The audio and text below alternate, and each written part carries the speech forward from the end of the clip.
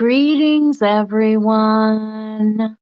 Welcome, welcome, welcome. I am so glad you're here. Thanks for tuning in. Tonight, we'll be starting at page 402 of Marcus Garvey and the Vision of Africa. Marcus Garvey and African Nationalism, an article by Jabez Ayodele Langley from Race Magazine, Volume 10, Number 2, October 1969.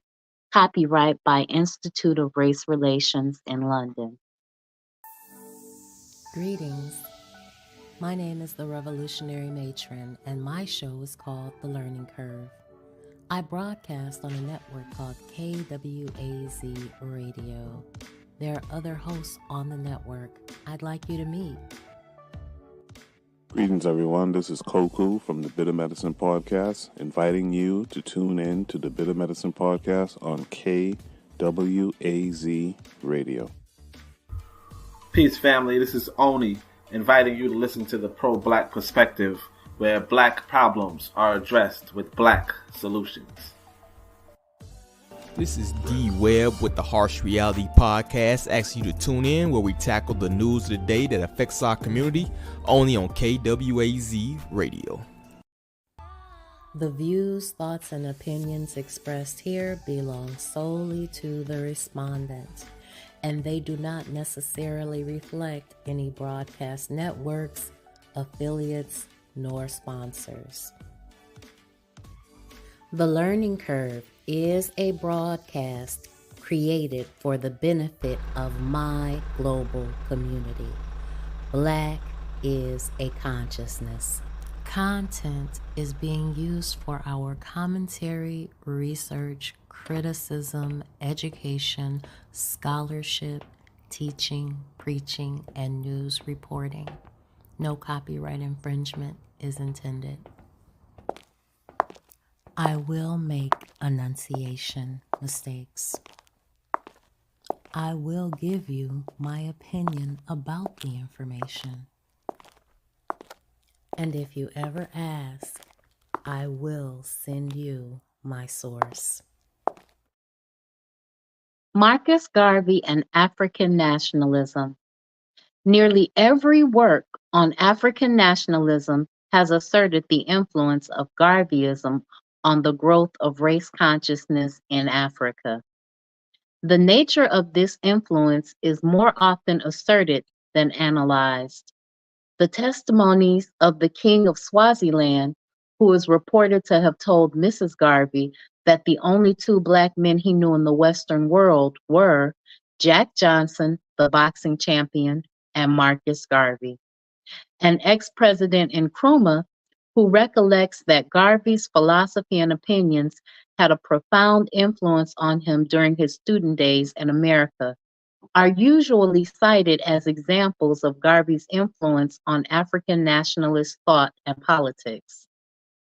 As Professor Ison Udom has pointed out in his introduction to the second edition of Garvey's Philosophy and Opinions, Garvey's influence on the Negro freedom movements in the United States and Africa will never be fully known.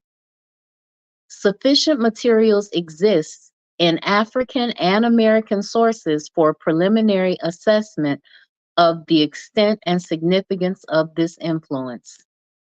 Concerning the Pan-African movement of W.E.B. Du Bois, opinion in nationalist circles in English-speaking West Africa was generally a mixture of enthusiasm, mild criticism, and an attitude which implied that there was no direct rapport between Du Bois's Pan-Africanism and the new Pan-West African nationalism of the 1920s.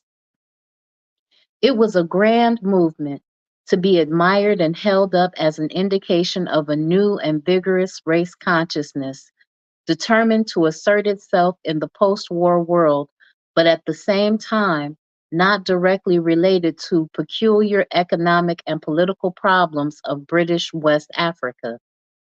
As far as Garvey's Pan-Negro movement was concerned, however, the position, contrary to the opinion of certain European contemporary writers, was different.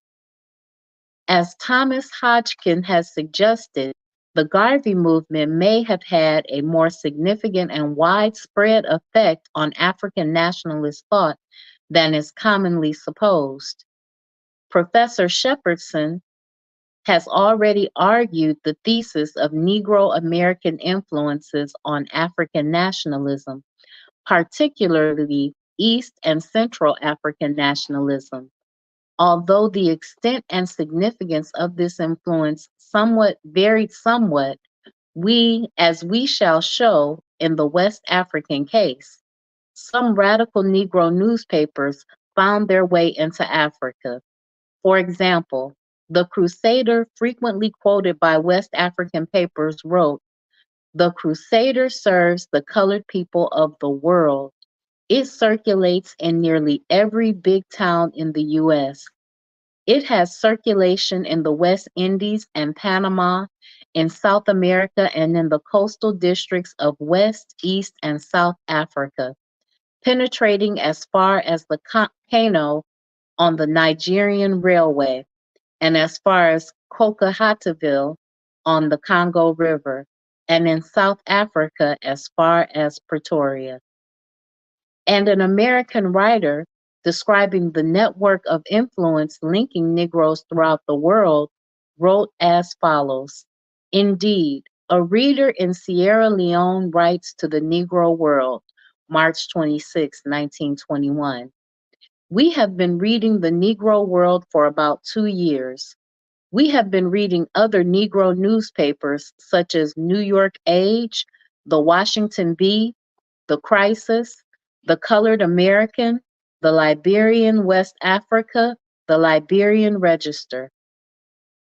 Even as late as 1933, there were African nationalists in South Africa who, in spite of police surveillance, were receiving copies of Garvey's Negro World.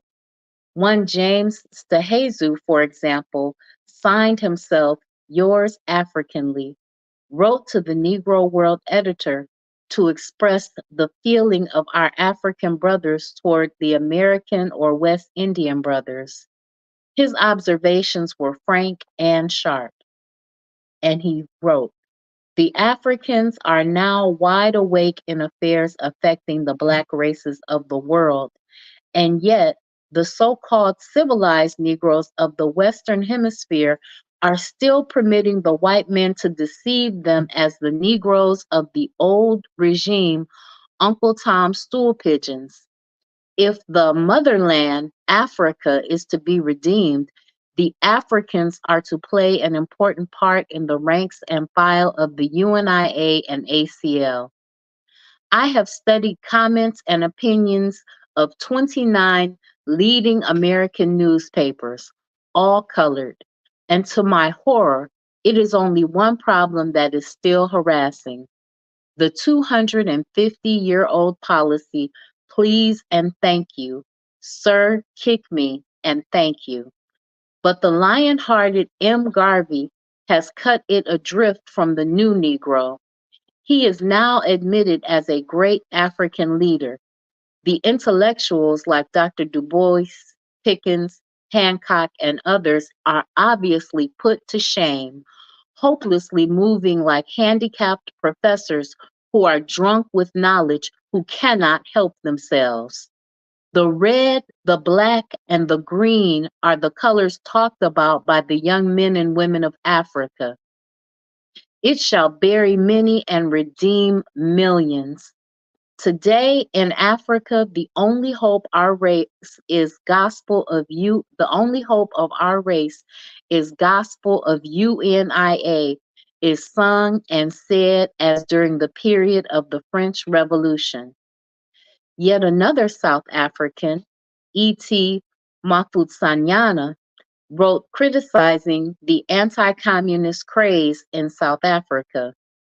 These pretenders, these destroyers of happiness, these exploiters, profiteers, and parasites, under the cover of justice and religion, are busy formulating a law they believe will lock up communism in an iron box, never to peep out again. Communism is like grass. They cannot cut it. They can burn it to ashes, but but when the time comes for revolution, it will positively get up like fire. While Garveyism did not have any permanent influence, the available evidence suggests that it excited more interest and controversy and was a more powerful utopia among African nationalist groups than the Du Bois movement. In the both French and West British Africa, in both French and British West Africa during 1920 and 1923, there were a few individuals and organizations associated with Garveyism. It was in Lagos, however, that the movement was strongest, where a small but vigorous branch of the UNIA was actually established in mid 1920, almost at the same time as the National Congress of British West Africa came into being. In March of 1920, the Reverend Patriarch Campbell, one of the Congress leaders in Nigeria, was approached by some Lagosians on the subject of the Garvey movement and with a proposal for forming a committee of the UNIA in Lagos. Campbell advised them to postpone discussion until the meeting of the National Congress of British West Africa, hereafter referred to as the NCBWA, where he would take the matter up. He thought there was something to be said for all the commercial aspects of the Garvey's pan-Negroism, especially the project of the Black Star Line, but advised loyal British subjects against participation in the UNIA's politics, as conditions in both hemispheres differ from each other. Campbell then discussed the idea with delegates at the Accra meeting of the NCBWA, and the conclusion reached was that Garvey's politics should be ignored and the Black Star Line patronized, it being a Negro undertaking and its object being solely for the purpose of facilitating and giving us more and brighter prospects as Africans in our commercial transactions. The Times of Nigeria editorial endorsed the view of the NCBWA, dwelling almost exclusively on the economic aspects of Garveyism. The idea of establishing a line of steamers owned and controlled by Africans is a great and even sublime conception for which everybody of African origin will bless the name of Marcus Garvey. The inclusion, however, of such a tremendous political plan as the founding of Pan-African Empire is too obviously ridiculous to do aught else than alienate sympathy from the whole movement. We do not suggest that our brethren in America ought not to aim at political autonomy. Liberty is a man's highest right, particularly in the case of our American brethren, for whom the hardships and disadvantages under which they exist in the land of their exile make it desirable to have some portion of their ancestral land where they could be unmolestedly shape their own destiny and spread culture among the less enlightened brethren, the old folks at home. The Times went on to argue, in a matter reminiscent of present Pan-African disagreements, that the NCBWA concept of independence was incompatible with the UNIA concept of a pan-Negro republic. If at all the day should come, and come it must in the process of evolution, when Africa shall be controlled by Africans, each distinct nation, while having the most cordial relations with every other sister nation, will infinitely prefer remaining as a separate political entity to being drawn into one huge melting pot of a universal Negro empire. Mm.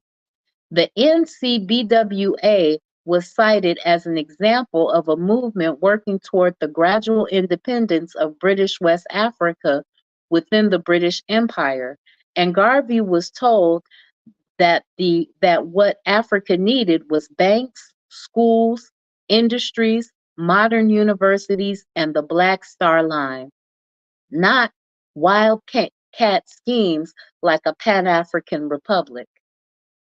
Toward the end of 1920, with the government taking a serious view of the unrest that the Garvey movement would cause in its colonies, the majority of the Lagos elite disassociated themselves from the UNIA branch, which was being run by Ernest S. Ecoli.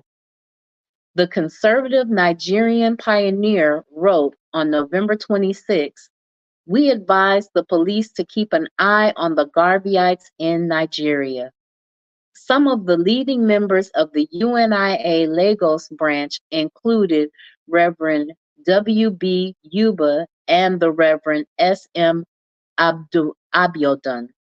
At the unveiling of the UNIA branch charter on November 26th at Lagos, the Reverend Yuba, whilst insisting on their loyalty to Britain, made it clear that cooperation among Negroes is the first necessity, without which it will be futile to try to cooperate with other peoples. The Lagos Weekly Record condemned Garveyism because of its aggressive and militaristic tendencies. But, said of the Lagos branch, to us they are neither traitorous nor revolutionary, neither fantastic nor visionary. If the middle class nationalists were opposed to UNIA politics, there were a few Lagos radicals like J. Babington, Abayo, who mercilessly criticized the Lagos branch of the NCBWA and the conservative Lagos press. He criticized the Reverend J. G. Campbell for accusing Garveyites of sedition and disloyalty and for concerning himself with conservative bodies like the People's Union, the Lagos Anti-Slavery Society, and with such institutions as the Intercolonial Cricket Match. Adebayo went on the attack went on to attack the criticisms of the Nigerian pioneer made of the Garvey movement. Criticisms like the thousands of tribes in any section of Africa never at any time regarded themselves as one people or one nation. The standard argument of the conservatives who were opposed to the NCBWA. According to Adebayo, his fear was that the trouble with most Africans, especially those with the mentality of the Nigerian pioneer, was that they clung too closely to the best traditions of British rule, forgetting that sometimes these best traditions were not always in their own best interests. It is this we consider and believe the greatest obstacle and one that can scarcely be annihilated. We need not be reminded that the best traditions had not always been upheld among us without a break, and drove home his point by quoting Paul Laurence Dunbar's poem about the oppressed yet eternally forgiving African. It was this attitude, he said, that constituted the greatest obstacle to the materialization of the glowing utopia, in other words, Garvey's utopia. As for the Lagos branch of the NCBWA, Adebayo thought that though its leaders were sincere, Their methods were dictatorial, publicity poor, and internal struggles disastrous. Office holders were far too numerous.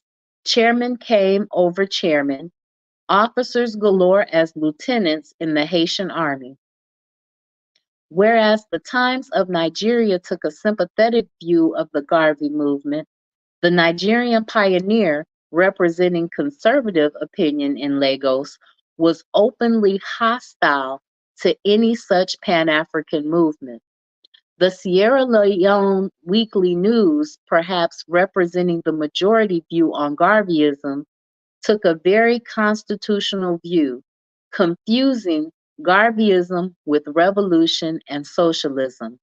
And it read, "We, as British subjects, may be opposed to any novel line of policy which administrators of His Majesty's government may elect to pursue and recommend, and we judge it, and we which we judge may hamper our racial progress and deprive us of our civil liberty. But in seeking redress, we are not prepared to confound maintenance of rights with disloyalty to rulers.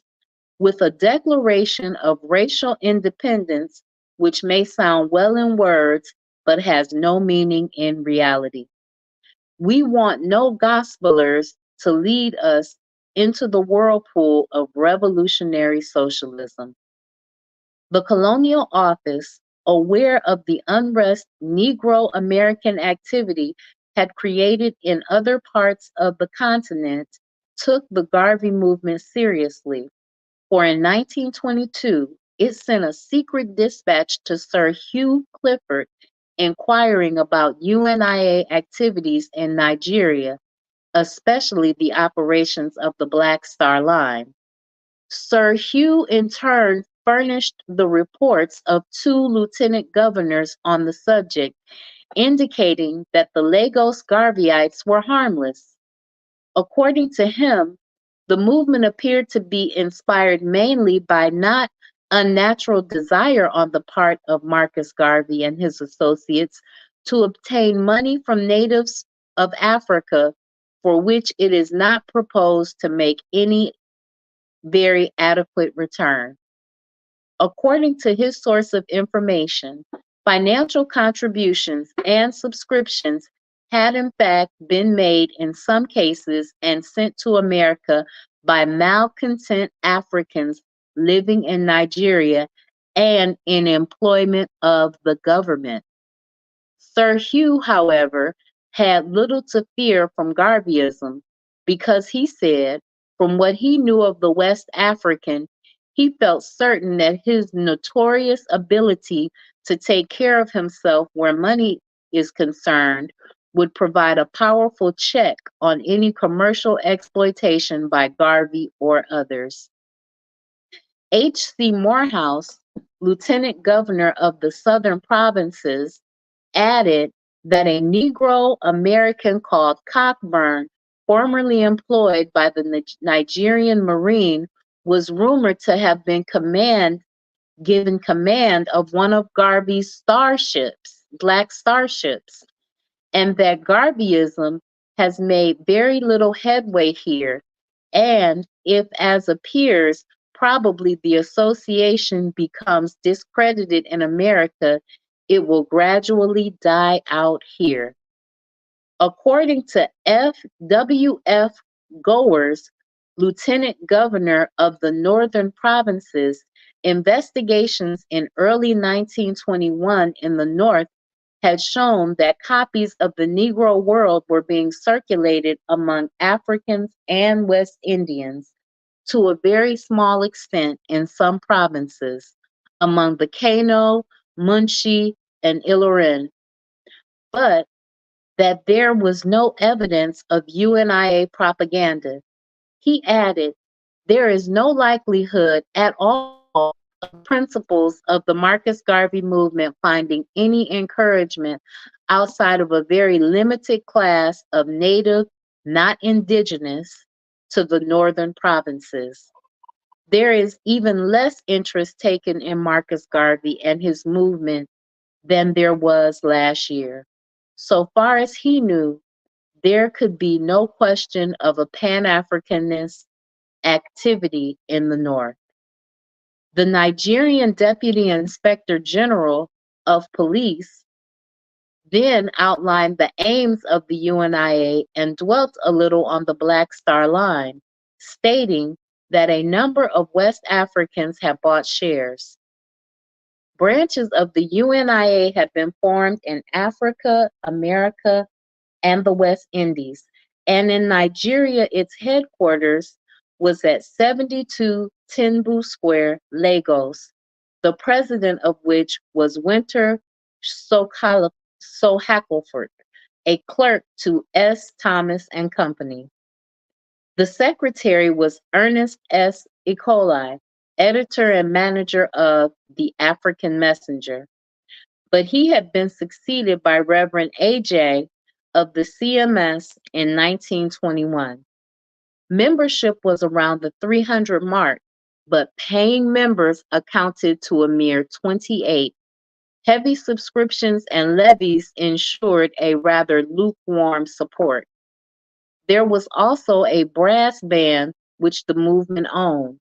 Official instructions from headquarters in New York stated that the African national anthem, Ethiopia, Land of My Fathers, was to be played on all public occasions.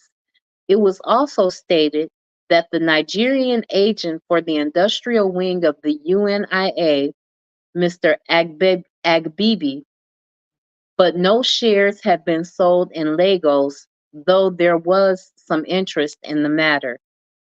According to the police, Mr. Ikoli had resigned as secretary of the local branch on the grounds he was opposed to its political aims, though he approved of the industrial scheme.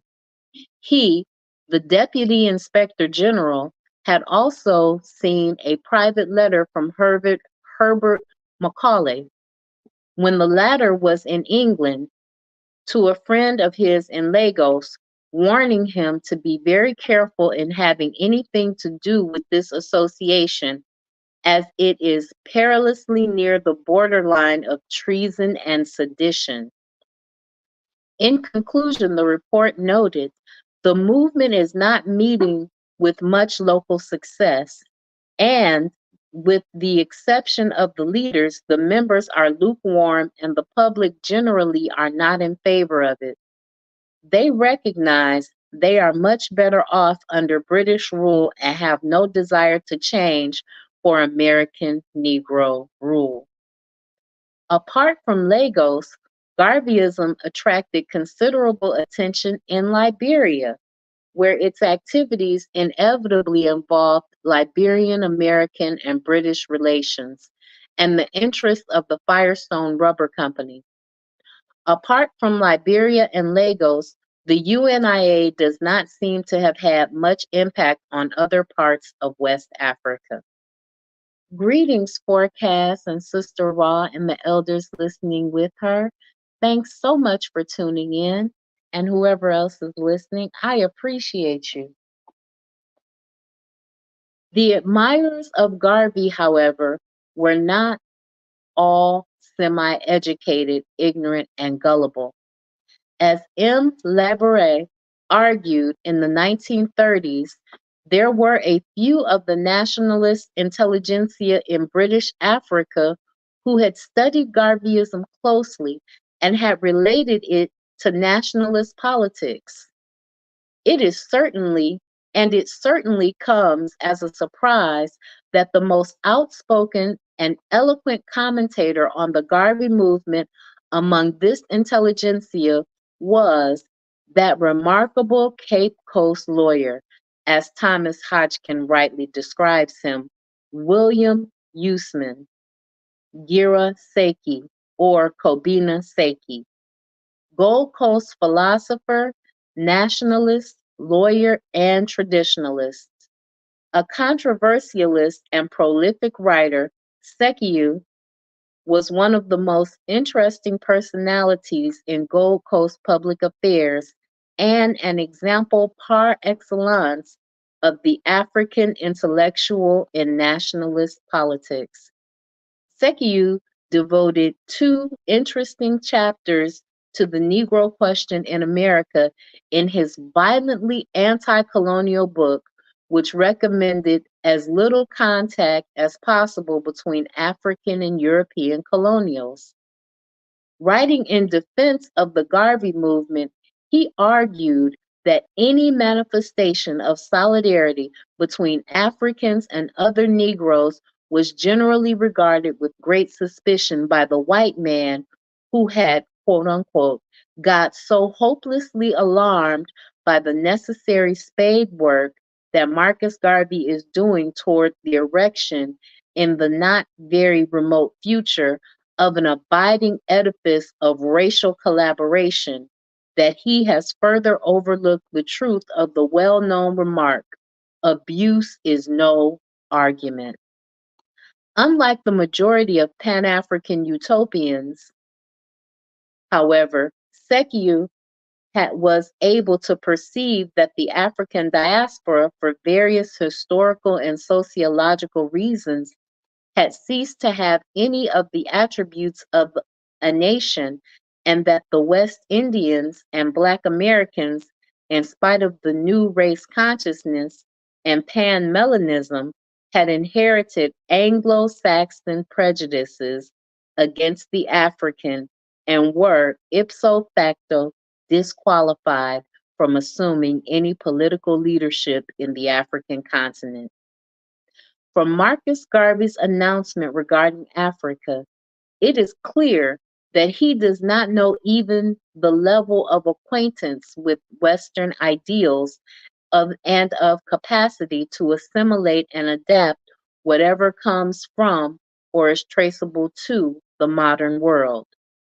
What is much more important is that he does not understand how we Africans in Africa feel about such matters as the colonial government. Neither can he and his set realize that Republican ideals, in the crude form in which they are maintained, in theory at least, in America go directly against the spirit of Africa, which is the only continent in the whole world peopled by human beings who have in their souls the secret of constitutional monarchy. What Marcus Garvey and any other leader of Afro American thought has first to appreciate before he can present a case sufficiently sound for Africa to support in the matter of combination or cooperation among all Africans at home and abroad is the peculiar nature of the African standpoint in social and political institutions. The salvation of the Africans in the world cannot but be mostly materially assisted by the Africans in America, but must be controlled and directed from African Africa, or from the African in Africa, and thoroughly African Africans. So they have to be able to control this movement from an African perspective. That's why African centeredness is so important.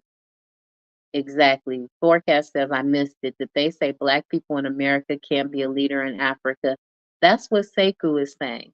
He's saying that the salvation of Africans in the world cannot but must be materially assisted by the Africans in America. So they can't lead it, but they need to be able to be the ones influencing and impacting much of the thought, because Africans in Africa have so much indigenous African ideas and ideology. Their way of being is different than the African in the Americas. We are muddled and laden down with Anglo-Saxon thought and ideas. Saki's other strictures against the Pan-Africanism of Black Americans and West Indians indicate a different concept of Pan Africanism on the part of the West African nationalist intellectuals, and because they illustrate the dilemma posed by the Black American double consciousness. To the Black American, Africa in the abstract was both a romantic illusion and a sharp reminder that he was an American first. And this dichotomy in Sekou's review meant that political leadership of Africa must come from within Africa.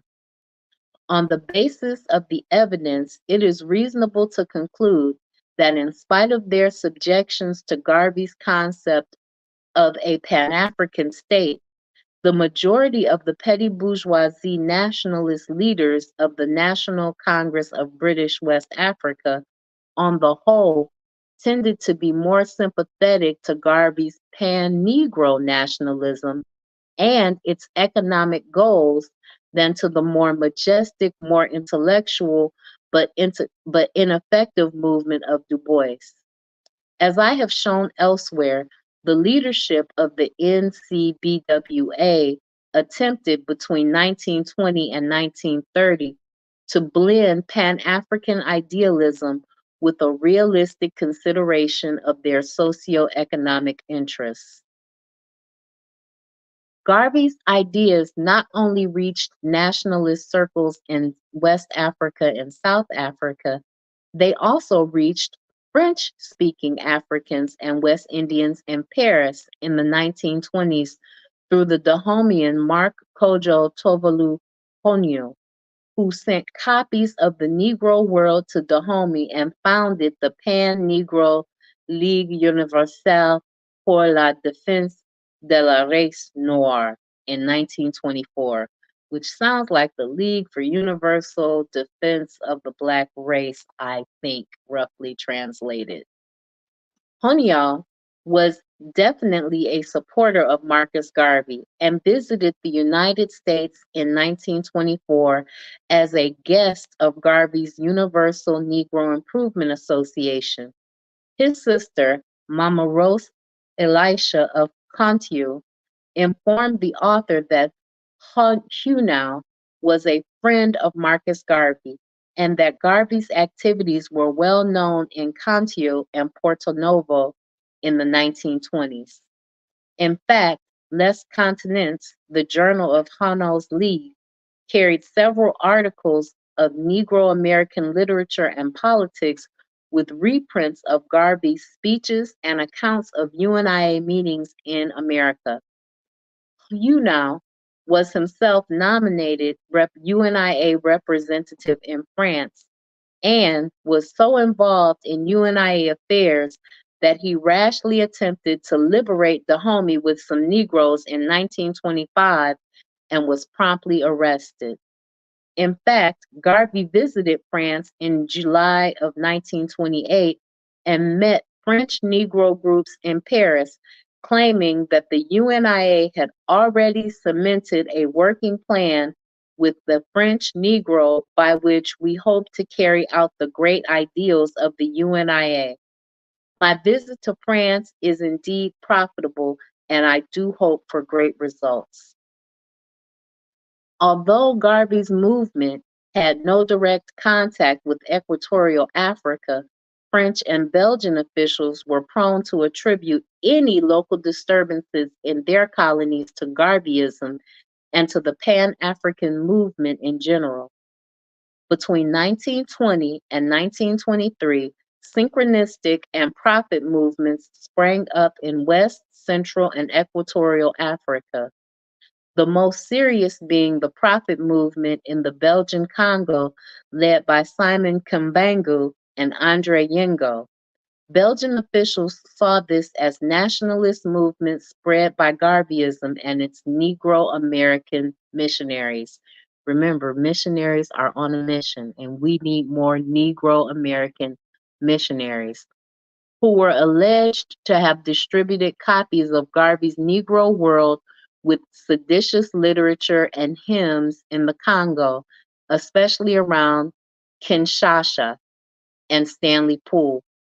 A few other European journalists regarded Garveyism as a bad influence on the Congo and as a clever plot by the American government to rid itself of turbulent Negroes by encouraging their anti colonial activities in Europe and Africa. Garvey did not achieve the great results he hoped for, but to argue, as James Weldon Johnson did in Black Manhattan, that he was neither moderately successful nor successfully moderate is to miss the point by judging him solely on the basis of immediate practical success. The political thought of great men does not have to be evaluated on the basis of the historian's success story for its significance to be appreciated. As Samuel Butler has reminded us, it is not he who first conceives an idea, nor he who sets it on its legs and makes it go on all fours, but he who makes other people accept the main conclusion, whether on right grounds or on wrong ones, who has done the greatest work in regards to the promulgation of opinion. And this is what, in my view, Marcus Garvey did for pan Negro nationalism. The Marcus Garvey movement, a Marxist view. The forecast says, okay, I don't know if I agree with that at all the way. The colonial mindset is global. I think it's more important about your mindset than where you are. And you're correct, forecast. It is much more important to have an African centered mindset. But in the experience of Sekou, he was saying that in his experience, we had the colonial mindset and we couldn't get away from the Anglo Saxon mindset here in the Americas. I think that we need to take the best that we have to offer and blend those two so that we can truly have an African centered consciousness that's rooted in development and cultivation of the best of Blackness. So I can understand your perspective there. And I think that Sekou was writing for his time. All right. The Garvey movement, a Marxist view. An article from Political Affairs, February 1954, written by William Z. Foster. The UNIA took root immediately on American soil and flourished like a green bay tree. Whatever the actual paid-up membership of his UNIA may have been, the uncontestable fact is that Garvey had a tremendous following among the Negro people. His movement was based on the migrants from the South. It was led by the petty bourgeoisie, and it consisted mainly of workers. Garvey moved the Negro millions as never seen since Reconstruction days and the populist period. Garvey's militant program and spectacular organizing methods had a tremendous attracting power for the harassing Negro people in this country, both North and South. The movement also exerted a considerable influence throughout the world. Everywhere that the masses of Negroes lived, Garvey's name was familiar, and the UNIA conventions came delegates from Africa, the West Indies, and Central America. The growth of the UNIA was without parallel in Negro history. The basis for this great expansion in the United States was to be found in the severe conditions of exploitation and oppression under which the Negro masses suffered. This was a time of hard economic conditions in the South, of mass migration, of brutal lynchings and race riots and KKK terrorism. Behind the ensuing Negro discontent were also the tremendous employers' offensive and the workers' defensive struggle of the period, so the time of unions. offensive to the work and the workers' defensive of the period. Especially pronounced were the influence of the Great Russian Revolution with its stirring slogans of national and social equality, and also the international revolutionary spirit of the working class in Europe.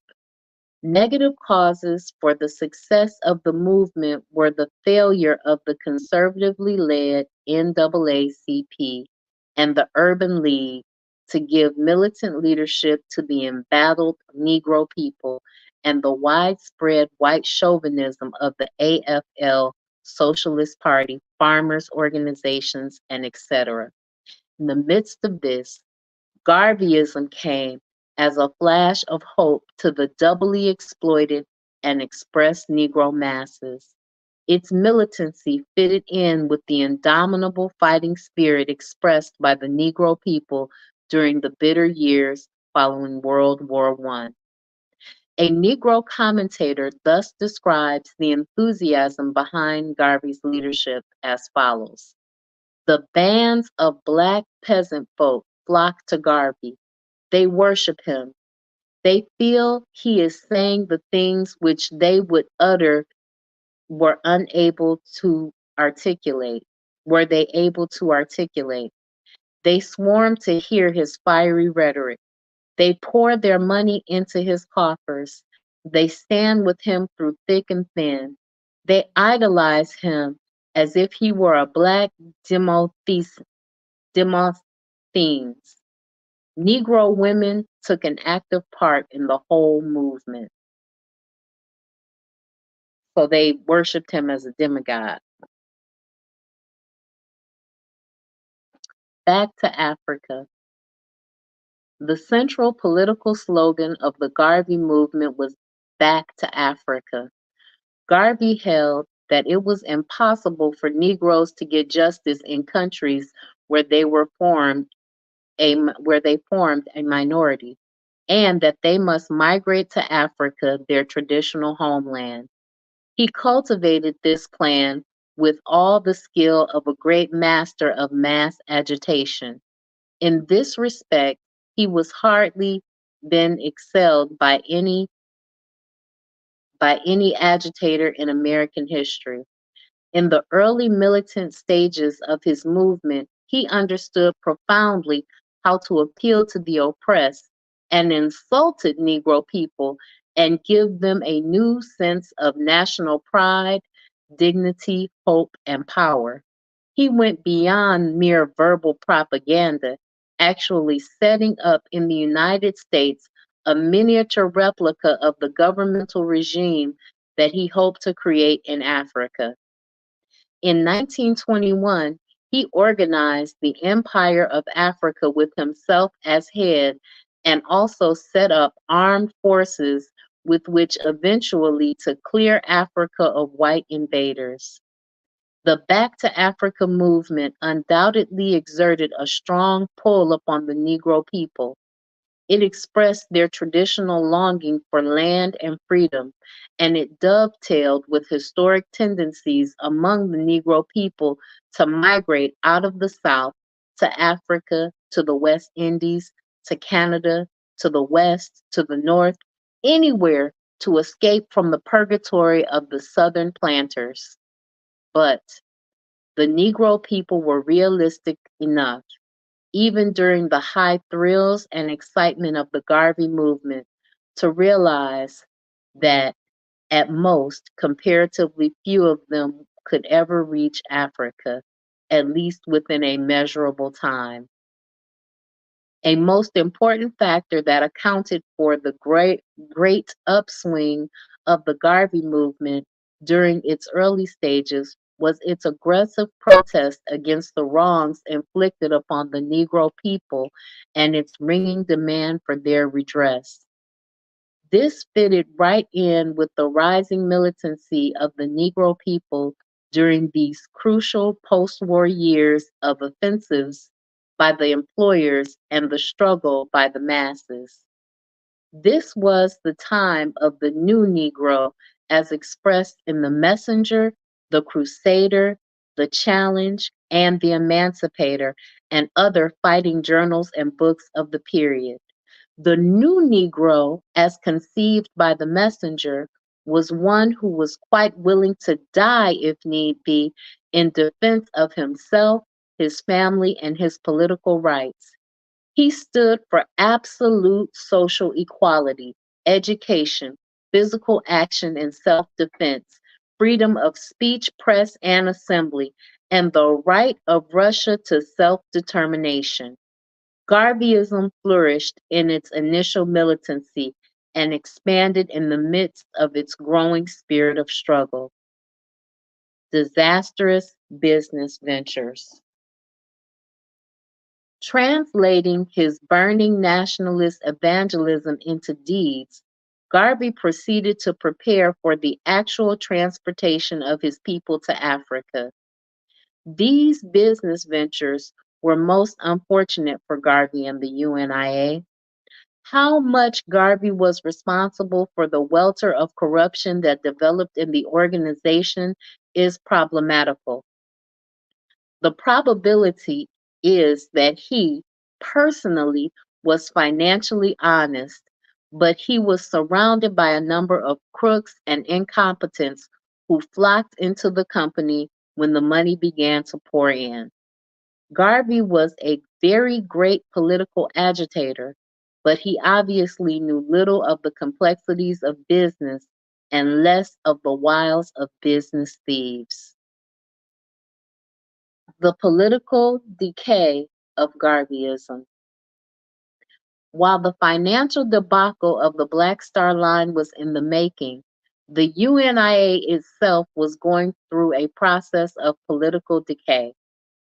Garvey was gradually shedding his early radicalism and taking on a conservatism which amounted to a surrender of the Negro people into the hands of their worst enemies on a national and international scale.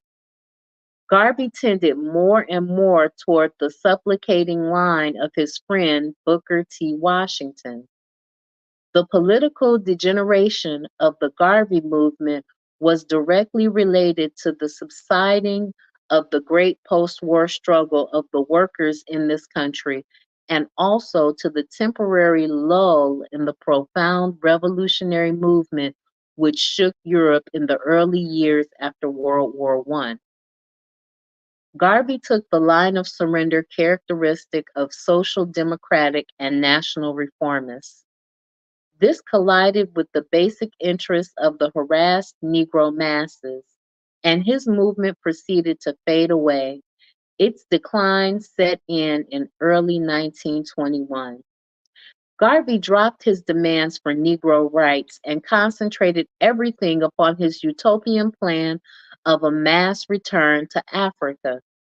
Benjamin J. Davis Jr. later stated that Garvey could surrender the fight for the complete freedom of the Negro in America and in other lands which they had helped to build for the fantastic dream of a trek to Africa. Indeed, although denying it, Garvey actually became an enemy of all struggle for Negro rights in the United States.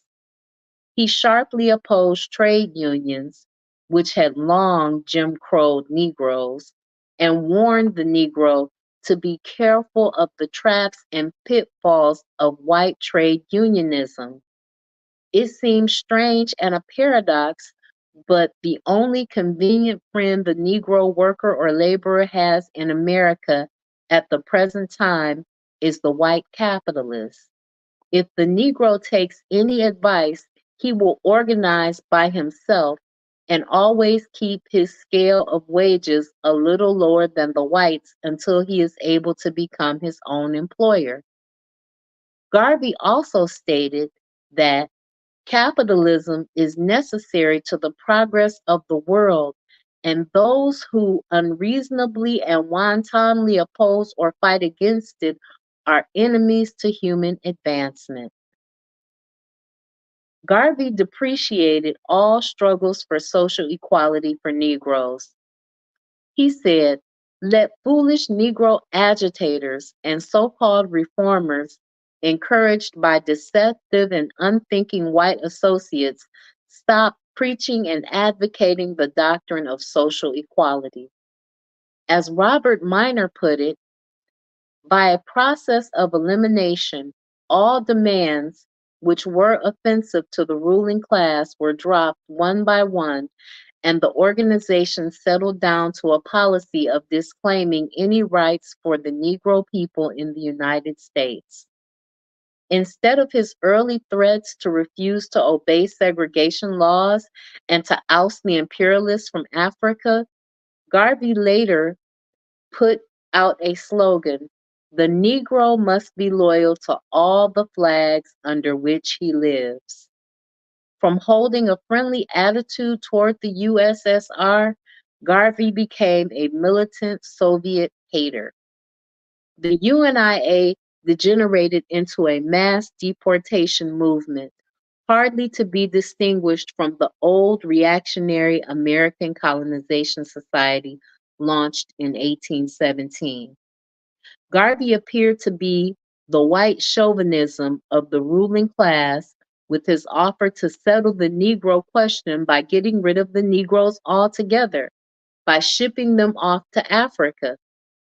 He visited Colonel Simmons, Imperial Grand Wizard of the Ku Klux Klan, invited him to speak at the UNIA convention, and praised the KKK publicly. He also negotiated with various anti-Negro Southern senators and congressmen for cooperation. Du Bois charged that Garvey had plans afoot to get the Klan to finance the Black Star Line, and that the Klan sent out circulars defending Garvey and declaring that the opposition to him was from the Catholic Church. Characteristically, in April of 1938, when Senator Bilbo of Mississippi introduced a bill to deport 13 million Negroes to Africa, Garvey's wife supported it. After Garvey's imprisonment, the UNIA, a prey to international disruption and outside pressure, rapidly declined. Factionally, fractionally is what this should say, fractionally split, remnants of it still exist. However, the movement gave birth to a series of minor groupings, such as the 49th State Movement, the Peace Movement for Ethiopia, and others. Garvey and his UNIA constituted a definite threat to the established leadership of the Negro people, as represented by the NAACP, the Urban League, and the other leading Negro journals. Garvey's movement not only menaced their policies, it also strove to destroy the whole groundwork of these organizations by turning Negro people's attention to Africa, and if possible, by transporting masses of them there. Consequently, the leaders of the established Negro bodies generally met Garvey's offensive with a strong counterattack. Garvey made few attempts to conciliate these enemies. Instead, he called them opportunists, liars, thieves, traitors, and bastards. W.E.B. Du Bois, the influential editor of The Crisis, chief organ of the NAACP, characterized Garvey as a sincere, hardworking idealist, but also a stubborn, domineering leader of the mass. But this attack was mild compared with blasts coming from other Negro leaders. The A. Philip Randolph Group, who initially were members of the UNIA, were especially violent, denouncing Garvey in every key. 8 of them went so shamefully far as to write a letter to the U.S. Attorney General Dougherty on January 19, 1922, demanding that Garvey be deported and that his vicious movement be extirpated. They assailed Garvey with every insult, even regarding his physical appearance. The Communist Party, then newly established, took a critical, although friendly attitude toward the Garvey movement. Robert Minor called the UNIA the most important mass phenomenon to be found in the sphere of Negro activities since the Reconstruction days. In 1,000 sleepy villages today, tens of thousands of suffering and oppressed Negro laborers are meeting together and talking about their wrongs.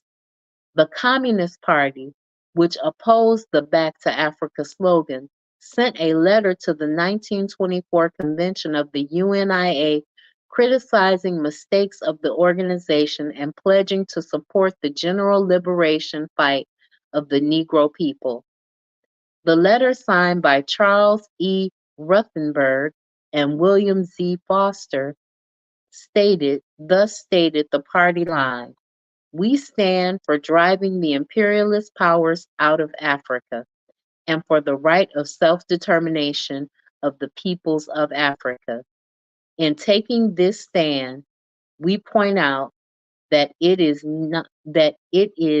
need not and must not involve a surrender of the Negro's rights and equality in America or any other land."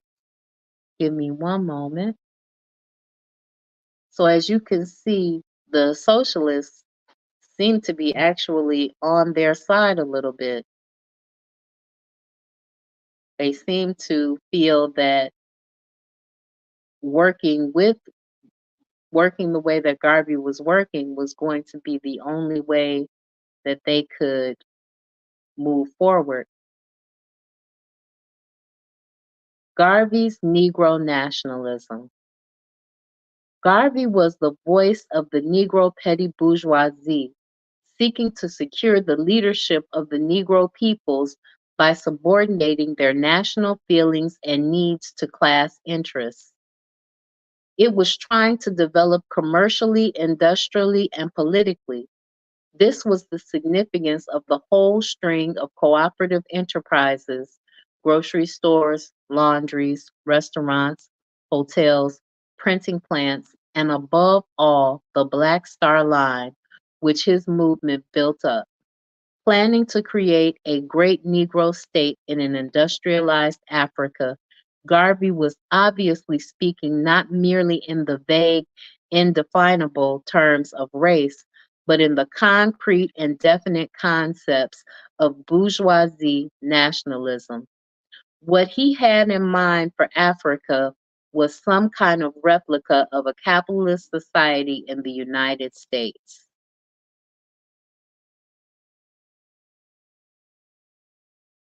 All right, guys. I try really hard to only keep you for an hour, so I'm going to let you go tonight at 8:03.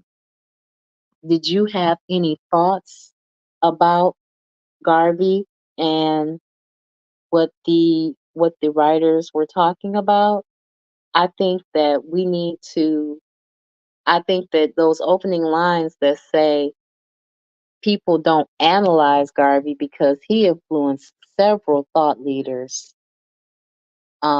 He influenced Elijah Muhammad. He influenced several people that created their own offshoot movements. And I think it would be difficult to identify how many movements he actually influenced with his thoughts.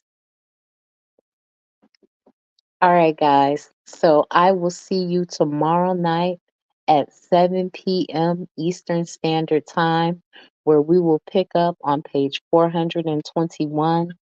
Thank you so much to the forecast and Sister Raw for tuning in. I also want to thank the forecast, Sister Raw, Bawana Haguziki, Afro Native, Tinkerbell 87, Jesse's Kids Academy, and Brother Bakari for contributing to this particular broadcast. And I agree, he is still influencing the movement today. I know that Dorico Cooper is listening. I know Koku is listening. I know Oni from the Pro Black Perspective is listening. I know Anthony McPhail is listening. And you, even you, are listening too. I will see you tomorrow. Peace, guys.